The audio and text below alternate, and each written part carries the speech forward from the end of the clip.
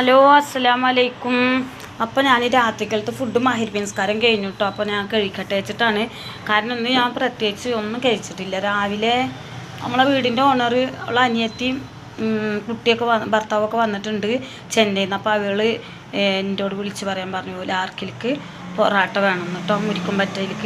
മുരിക്കുംപറ്റയാണ് ആ സ്ഥാപനം ഉള്ളത്. അപ്പോൾ അങ്ങോട്ട് വിളിച്ച് പറയുമ്പോൾ ഞാൻ പറഞ്ഞു എന്നാൽ എനിക്ക് 2 എണ്ണം അതിൽ കൂടെ കൂട്ടി പറയാ പറഞ്ഞിട്ട് ഞാനും 2 പൊറാട്ട മേടിച്ചു. അങ്ങനെ രാവിലെ ആ ചായ കുടിച്ചാട്ടോ. പിന്നെ എത്ര നേരം വേറെ ഫുഡൊന്നും കഴിച്ചിട്ടില്ല. അങ്ങനെയൊക്കെ ക്ഷീണം വന്നിട്ട് അതിൻ്റെ ഇടയിൽ നിസ്കാരം കാര്യങ്ങളൊക്കെ കഴിഞ്ഞു. അങ്ങനെ കണ്ട് കിടന്നതാ.